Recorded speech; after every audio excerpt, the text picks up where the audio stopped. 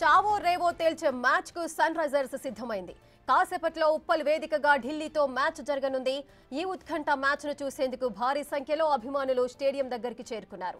Play offs ఆశలు సజీవంగా ఉండాలంటే ఈ మ్యాచ్ లో హైదరాబాద్ తప్పక గెలవాల్సి ఉంటుంది. హైదరాబాద్ ఆడిన 10 మ్యాచ్ల్లో 3 మాత్రమే గెలిచింది. మిగిలిన 4 మ్యాచ్ల్లో గెలిస్తే ఏదో మ్యాజిక్ జరిగి సమీకరణాలతో టాప్ 4లో చోటు దక్కించుకుంటుంది.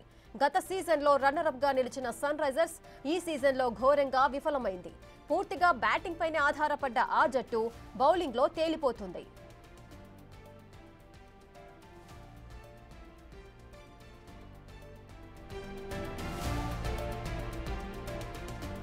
అటు ఢిల్లీకి కూడా ఈ మ్యాచ్ కీలకమైంది. సీజన్ ఆరంభంలో వరుస విజయాలతో జైత్రయాత్ర కొనసాగించిన ఢిల్లీ మధ్యలో బోల్తా పడింది. 2 మ్యాచ్ల్లో ఓడిపోయి పాయింట్స్ టేబుల్లో 5వ స్థానానికి పరిమితమైంది. ఇంకా 4 మ్యాచ్లు మిగిలిన సమీకరణాలపై ఆధారపడకుండా ప్లే ఆఫ్స్ కు చేరాలంటే ఢిల్లీ తప్పక గెలవాల్సి ఉంటుంది. ఇప్పటికే ఆర్సీబీ దాదాపు ప్లే ఆఫ్స్ బెర్త్ ను ఖరారు చేసుకుంది. పంజాబ్, గుజరాత్, కోల్కతా మధ్య పోర్ తీవ్రంగా ఉంటుంది. ఈ పోటీలో ఉండాలంటే ఢిల్లీ ఈ మ్యాచ్లో గెలవాల్సి ఉంటుంది.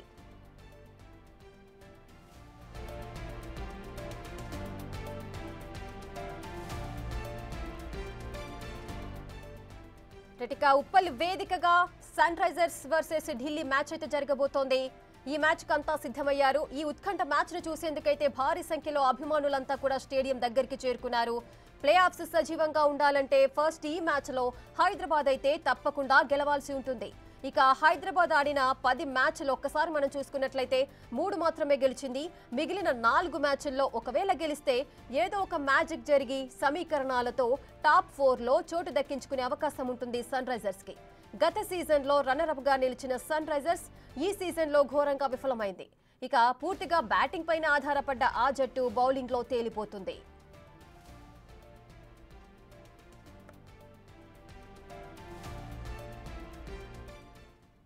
మ్యాచ్ కు సంబంధించిన పూర్తి డీటెయిల్స్ మా ప్రతినిధి రానా అందిస్తారు. రానా, సో ఇవాళ ఎట్టి పరిస్థితులైన సన్ రైజర్స్ మీద గెలవాలని Delhi Daredevils, Delhi Capitals ప్రయత్నిస్తుంది. మరోపైక ఎస్ఆర్హెచ్ మాత్రం వరుస ఓటమిలతో సతమతమవుతుంది. సో సొంత ప్రేక్షకులకు ఖచ్చితంగా ఒక విజయాన్ని అందించాలి, ఒక సాంత్వన కలిగించాలన్న ఉద్దేశంతో కూడా ఇవాళ ఉన్నటువంటి నేపథ్యంలో ఇవాళ హై వోల్టేజ్ మ్యాచ్కి వేదికగా ఉప్పల్ మైదానం నిలవబోతుంది. చూడొచ్చిన విజువల్స్లోనే ఇప్పటికే దాదాపు 20,000 మంది దాకా కూడా క్రికెట్ అభిమానులందరూ కూడా లోపలికి వెళ్ళిపోయారు. దాదాపు ఈసారి 34,000 టికెట్ల వరకు కూడా సోల్డ్ అవుట్ అయ్యాయంటే మనం ప్రత్యేకంగా చెప్పాల్సిన అవసరం.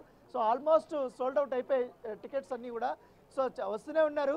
సో ఎస్ఆర్హెచ్ టీంకి మాత్రం గెలిపోవడంతో సంబంధం లేకుండా హైదరాబాద్లో ఎప్పుడు మ్యాచ్ జరిగినా అంతే క్రౌడ్ వస్తుంది. సో ఎందుకంటే హైదరాబాద్లో ప్రత్యేకంగా చెప్పాల్సిన అవసరం లేదు, క్రికెట్కు ఉన్నటువంటి క్రేజ్ ఎలాంటిదో. సో ఇవాళ చాలా ఉత్కంఠగా జరగబోతుంది అనేసి కూడా అందరూ ఎక్స్పెక్ట్ చేస్తున్నారు మ్యాచ్ని. సో ఇవాళ మ్యాచ్ ఎలా ఉండబోతుంది ఒకసారి మన ప్రెడిక్షన్ కూడా కనుక్కుందాం. మనతో పాటు సీనియర్ స్పోర్ట్స్ అనలిస్ట్ ఉన్నారు సుధీర్ గారు. సో ఏంటి సుధీర్ గారు, ఎట్లా ఉండబోతుంది? ఓ పక్క ఎస్ఆర్హెచ్ వరుస ఓటములు, ఈ ఢిల్లీకేమో ఖచ్చితంగా గెలవాల్సినటువంటి మ్యాచ్, ఇవాళ గెలిస్తేనే ప్లే ఆఫ్కి ఛాన్సెస్ ఉంటాయి. ఎట్లా ఉండబోతుంది? ఈ మ్యాచే కాదు రానా, నెక్స్ట్ 2-3 మ్యాచెస్ కూడా చాలా టఫ్ మ్యాచెస్ ఉన్నాయి. ముంబైతో ఒకటి ఉంది, వాళ్ళకు పంజాబ్ తోటి ఒకటి ఉంది, గుజరాత్ ఒకటి ఉంది. సో ఢిల్లీకి నేను అనుకుంటాను ఈ రోజు నుంచి అంతా కూడా కొంచెం కఠినంగానే కనబడుతుంది ఆ జర్నీ అంతా. అండ్ ఇక్కడ అంత ఈజీ కాదు. అఫ్కోర్స్ టోర్నమెంట్ ఇక్కడ నేను అనుకుంటాను హైదరాబాద్ డెఫినెట్లీ అడ్వాంటేజ్ పొజిషన్లో ఉంటుంది. ఎందుకంటే వాళ్ళకు నథింగ్ టు లూజ్ అండి. అందు బడ్జెట్ అన్నారు కానీ హైదరాబాద్ దాదాపుగా ఎలిమినేట్ అయిపోయినట్టే రియల్గా చెప్పాలంటే. మ్యాథమెటికల్గా కూడా ఛాన్స్ లేదు. సో ఐ థింక్ మంచి ఛాన్స్ ఢిల్లీకి కూడా అఫ్కోర్స్ ముందుకు వెళ్ళడానికి. బట్ ఢిల్లీ ఫస్ట్ 4 మ్యాచెస్ తర్వాత చాలా రిథమ్ మూమెంటం కోల్పోవడం చూసాం నాన్న. బౌలింగ్లో బ్యాటింగ్లో కొన్ని కాంబినేషన్స్ వర్కౌట్ కాలేదు. అండ్ స్టార్టింగ్లో మెగర్కుని తీసుకున్నారు, ఆ తర్వాత పోర్లతో ఓపెనింగ్ చేస్తున్నారు. సో ఇప్పుడు కొంచెం మిడిల్ ఆర్డర్లో కొంచెం స్టెబిలిటీ ఉంది because of Rahul and Stubbs ఇద్దరు చక్కగా ఆడుతున్నారు. బట్ కరుణ్ నాయర్ కూడా మీరు చూడండి ఫస్ట్ మ్యాచ్ తర్వాత I think is not been that great actually. Even Starc కూడా రన్స్ చాలా ఇస్తున్నాడు. స్టార్క్ ఫస్ట్లో బౌలింగ్ చేసినట్టుగా చేయడం లేదు. So they are having problems. Mukesh నుంచి మంచి స్పెల్ చూడలేదు మనం. సో ఓన్లీ కుల్దీప్ ఒకటే కొంచెం కన్సిస్టెన్సీ కనబడ్డాడు. But otherwise they had their own problems Rana. నేను అనుకుంటాను అంత ఈజీ కూడా కాకపోవచ్చు ఈ రోజు నుంచి వాళ్ళకి జర్నీ మొత్తం. ఎందుకంటే ఇప్పుడు పిచ్లు మనం చూస్తూనే ఉన్నాం, బ్యాటింగ్ పిచ్లో ఎప్పుడు పెడుతున్నారు కానీ అదర్ టీమ్స్ మాత్రం చాలా అద్భుతంగా బ్యాటింగ్ చేయగలుగుతున్నారు. బ్యాటింగ్కే ది బెస్ట్ టీం అయినటువంటి ఎస్ఆర్హెచ్ మాత్రం చాలా వరకు ఆ రిథమ్ని వాళ్ళు తీసుకోలేకపోతున్నారు, సరిగా ఆడలేకపోతున్నారు. ఎందుకంటే ఓపెనింగ్ పార్ట్నర్షిప్ వాళ్ళిద్దరు కొడితేనే ఉంటుంది, లేకపోతే ఒక వికెట్ పోయినా కూడా ఆల్మోస్ట్ మిగతా వాళ్ళంతా వరుస క్యూ కడుతున్నారు. ఏంటి ఎక్కడ బ్యాటింగ్కి అంత ల్యాప్స్ కావడానికి కారణాలు ఏంటి ఎస్ఆర్హెచ్కి? దానికి నేను ఏమనుకుంటానంటే స్టార్టింగ్ నుంచి వాళ్ళ కాంబినేషన్స్ వర్కౌట్ కాలేదు. ముగ్గురు లెఫ్ట్ హ్యాండర్స్ను టాప్ ఆర్డర్లో ఆడించడం మనం ఈ విషయం చాలాసార్లు చర్చించాం కూడా. అండ్ నితీష్ కుమార్ రెడ్డికి ఫస్ట్లో ఒక రెస్పాన్సిబిలిటీ అప్పచెప్పారు సెకండ్ డౌన్, అది అంత పెద్ద సక్సెస్ సాధించలేదు. అతడు ఎప్పుడు కూడా లోవర్ ఆర్డర్లో 5th 6th డౌన్లోనే బ్యాటింగ్ ఇష్టపడుతుంటాడు, because he loves to hit the ball. Actually ఆ ఫ్రీడమ్ అనేది అవసరం. సో ఆ ఫ్రీడమ్ నేను అనుకుంటాను సెకండ్ డౌన్లో అతనికి లభించలేదు. అండ్ అట్లాగే మీకు మొహమ్మద్ షమీ ఈ టోర్నమెంట్ మొత్తంలో కూడా ఒక మంచి స్పెల్ కనబరచలేదు. ఓన్లీ 1 మ్యాచ్ మీకు పక్కకు పెట్టినట్లయితే ఈస్ బీన్ వెరీ డిసప్పాయింటింగ్ అండి. అండ్ అక్కడ కమిన్స్కు సరైనటువంటి సపోర్ట్ మీడియం పేస్ డిపార్ట్మెంట్లో లభించలేదు రానా.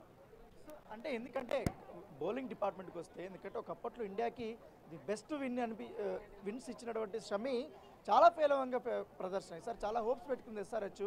సో ఎట్లా చూస్తారు? ఓ పక్కేమో ఉనాద్కట్ ఉన్నాడు, కమెంట్స్ ఉన్నాడు, కానీ ఆశిస్తున్న స్థాయిలో ఎస్ఆర్హెచ్ పుంజుకోలేకపోతుంది బౌలింగ్లో. ఐ థింక్ మీడియం పేసర్స్ చాలా మంది కూడా స్ట్రగుల్ అయినారు, ఒక షమీనే కాదు. బట్ షమీ అఫ్ కోర్స్ మీరు అన్నట్టుగా అతనికి ఈ టోర్నమెంట్ మొత్తంలో రిథమ్ మూమెంటం ఎక్కడ కూడా లభించలేదు. Because we all know that rhythmic bowler momentum ఉండాలి అతనికి, అండ్ అప్పుడే అతడు రాణించే ఛాన్సెస్ ఉంటాయి. బట్ ఈ టోర్నమెంట్ మొత్తంలో కూడా కొంచెం లేజినెస్ కనబడింది. మీరు అతను రన్అప్లో చూడండి, ఆ స్మూత్నెస్ కనబడలేదు అసలు యాక్చువల్గా. సో అది నేను అనుకుంటాను అతని స్ట్రగుల్ కారణం. బట్ యూ నెవర్ నో, ఈరోజు ఒకవేళ అతనికి మంచి అవకాశం ఇచ్చినట్లయితే he might bowl better also today, because ఈ నోస్ ద కండిషన్స్, ఈ love the conditions here also.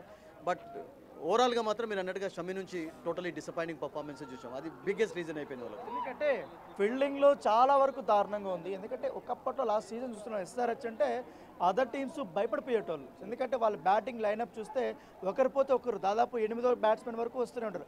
అంత అరవీర భయంకరంగా బ్యాటింగ్ చేసిన వాళ్ళు ఇప్పుడు ఎస్ఆర్హెచ్ కంటే అదర్ టీమ్స్ 240s కొట్టేస్తున్నారు, 250s వరకు వచ్చేస్తున్నారు. చాలా అద్భుతంగా వాళ్ళు ఆడగలుగుతున్నారు. మన వాళ్ళు మాత్రం చాలా వరకు కూడా ఆల్మోస్ట్ ఆ యొక్క గతంలో ఆడినటువంటి ఆ టెంపోని అందుకోలేకపోతున్నారు. ఏంటి ప్రధానమైనటువంటి సమస్య?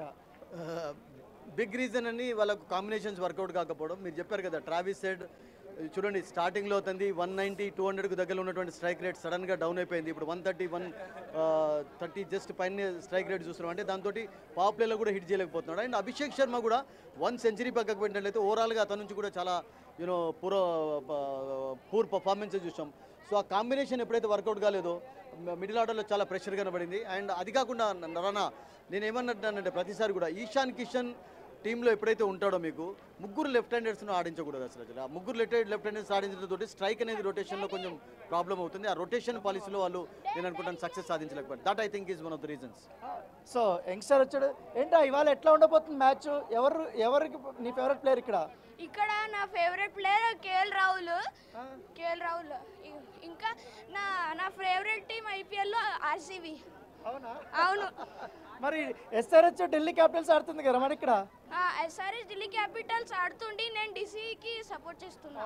నువ్వు ఓహో వీళ్ళంతా డీసీ ఫ్యాన్స్ అంతా. నాన్న నీ పేరు ఏం పేర్రా? వైష్ణవి. వైష్ణవి आपका कौन सा प्लेयर है? फेवरेट प्लेयर कौन सा है? కేఎల్ రాహుల్. సో మొత్తం కేఎల్ రాహుల్ ఫ్యాన్స్ ఉన్నట్టున్నారు మొత్తం. आपका वेदांत. आपका प्लेयर कौन सा? अक्षर पटेल. इस बार बॉलिंग भी अच्छा करेगा, बैटिंग भी 50+ मारेगा. उंगली में उनको दर्द है देखा आप ना, फील्डिंग करते समय चोट लगी थी उनको. अभी ये मैच नहीं होता, ये मैच के लिए खेलेगा लेकिन बॉलिंग नहीं कर पाएगा. मालूम है, पर भी दूसरे गेंदबाज तो संभाल पाएंगे ना. పిల్లలు ఏమంటున్నారంటే అక్షర్ పటేల్ కి తగిలితే ఈసారి భయపడతాడు, ఈసారి పట్టడు అంటే అయితే ఏముంది బ్యాటింగ్ లో మేము కుమ్మేస్తాము అనే టైప్లో అంటారు. సో చూడొచ్చు మంచి సందడిగా ఉంది. సో ఆల్మోస్ట్ ఇప్పటికే 90% ప్రేక్షకులంతా లోపలికి వెళ్ళిపోయారు. ఇంకో జస్ట్ కొంతమంది మాత్రమే ఉన్నారు, లేట్గా వచ్చే వాళ్ళు మాత్రమే లోపలికి వెళ్తున్నారు. సో చూడాలి ఇవాళ ఎగ్జైటింగ్ మ్యాచ్ ఎట్లా ఉంటుంది, 1 సైడ్ అయిపోతుందా, లేకపోతే ఎస్ఆర్హెచ్ పుంజుకుంటుందా, లేకపోతే ఇవాళ ఢిల్లీ క్యాపిటల్స్ గెలిచి ప్లే ఆఫ్ రేస్లో ముందుకు వెళ్తుందా లేదా కూడా చూడాల్సిన అవసరం ఉంది.